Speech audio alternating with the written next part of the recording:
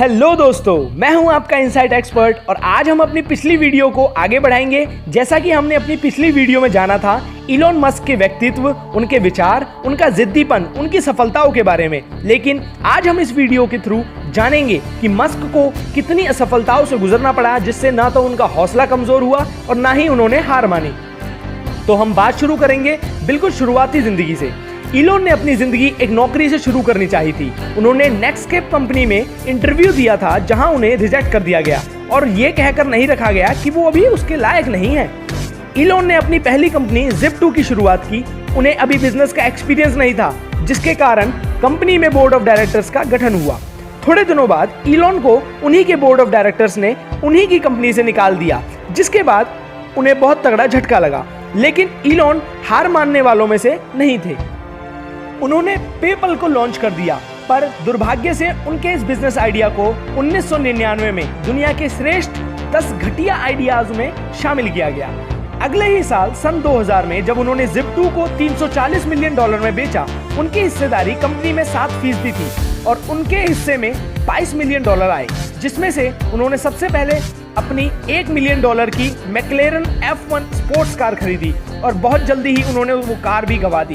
पर कैसे? एक कार एक्सीडेंट में। जी हाँ, एलोन मस्क का एक्सीडेंट हो गया था, जिसमें शायद गाड़ी को नुकसान बहुत हुआ था, पर शायद भगवान को कुछ और ही मंजूर था। इलोन मस्क को एक खरोंच तक नहीं आई। और हाँ दोस्तों, उस कार का इंश्योरेंस भी नहीं था। ये बात एक इंटरव्यू में इलोन ने खुद बताई थी। हालांकि उस कार को मस्क ने बाद में ठीक करवाया और 2007 में उसी कार को प्रॉफिट के साथ बेचा। पेपल में वो सीईओ के पद पर थे और तभी उनकी शादी और अपनी ही कंपनी के सीटीओ से विवाद हुआ किसी बात पर। इलोन हनीमून पर थे और सीटीओ ने कंपनी की बोर्ड से सांठ-गांठ कर इलोन को कंपनी से ही निकाल दिया। जिस तरह छुट्टियों पर जाने पर मस्क को उन्हीं की कंपनी से निकाल दिया गया था, उसी तरह एक बार की और बात है, जब वो अपनी पत्नी के साथ साउथ अफ्रीका में थे। वहां उनको मलेरिया हुआ, जिसका सही से इलाज नहीं हो सका। उन्हें 2 अस्पतालों में ले जाया गया, जहां उनका गलत इलाज होने की वजह से वो मौत के मुंह में चले गए। पर किस्मत को यह मंजूर नहीं था और वो ठीक हुए। तब से उन्होंने छुट्टियों से परहेज किया और खुद मस्क कहते हैं कि वो सिर्फ 14 दिनों के लिए छुट्टी पर गए हैं पिछले 10 सालों में। मस्क ने SpaceX को खोज लिया था और अब उन्हें जरूरत थी किसी रॉकेट की जो कि दूसरे ग्रह पर जा सके। तो वो रूस गए, लेकिन डील पूरी ना होने के कारण और रूस के मना करने के कारण वे इस कीमत पर मस्क को रॉकेट कतई नहीं दे पाए। मस्क वहां से लौट चले आए। 1 साल के बाद मस्क ने एक बार फिर कोशिश की रूस से रॉकेट खरीदने की, लेकिन इस बार एक नहीं 3 रॉकेट और चल दिए रॉकेट खरीदने। लेकिन इस बार भी मस्क की दाल रूस के आगे नहीं गली और उन्हें फिर मना कर दिया गया। लेकिन मस्क ने एक फैसला किया और वो दुगनी ताकत से वापस आए और कहा कि वे रॉकेट को खुद बनाएंगे, चाहे फिर इसकी कोई भी कीमत चुकानी पड़े। यही बात मस्क को सबसे अलग बनाती है। बिना किसी रॉकेट साइंस की डिग्री के, सिर्फ किताबों को पढ़कर और इंटरनेट की दुनिया में खोजबीन करके मस्क ने आखिरकार रॉकेट बना ही लिया। दोस्तों, ये पहली बार था जब किसी एक व्यक्ति ने अपने मिशन के लिए खुद से बिना किसी डिग्री के रॉकेट बनाया था। पर दुखद यह रहा कि वो रॉकेट लॉन्च के वक्त विफल रहा और दुर्घटनाग्रस्त हो गया। बहुत पैसों की बर्बादी हुई, मस्क टूट गए, पर उनका आत्मविश्वास नहीं। उन्होंने फिर एक बार कोशिश की। इस बार उनका रॉकेट लॉन्च सफल हुआ, पर रॉकेट अंतरिक्ष में जाते ही फिर से दुर्घटनाग्रस्त हो गया। ये बहुत दर्दनाक था, लेकिन मस्क को हारना पसंद नहीं था। उन्होंने तीसरी बार कोशिश की। इस बार वे सफल रहे। रॉकेट दुर्घटनाग्रस्त नहीं हुआ, परंतु रॉकेट कक्षा तक नहीं पहुंच पाया। वे अपने रास्ते से बहक गया और ये प्रयास सफल होते हुए भी असफल हो गया। वक्त बदल चुका था। अब मस्क के पास उतने पैसे नहीं थे, वो दिवालिया होने की कगार पर थे और साथ में उनकी दोनों कंपनियां SpaceX और टेस्ला भी। किसी तरह एक और प्रयास किया गया और वो दिवालिया होने से बच गए। पर मुश्किलें कम नहीं हुई थी।